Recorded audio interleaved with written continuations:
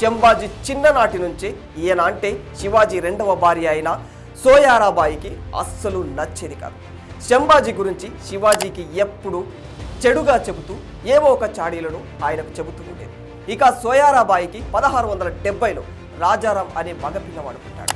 రాజారాం పుట్టిన తర్వాత శంభాజీపై సోయాబాయి కుట్రలు మరీ ఎక్కువైపోయాయి. శంభాజీకి వివాహమైన తర్వాత సామంత రాజులతో కానీ, మంత్రి మండలితో కానీ, ఇతర ఇంపార్టెంట్ వ్యక్తులతో కానీ తన రిలేషన్ కట్ అయిపోయింది.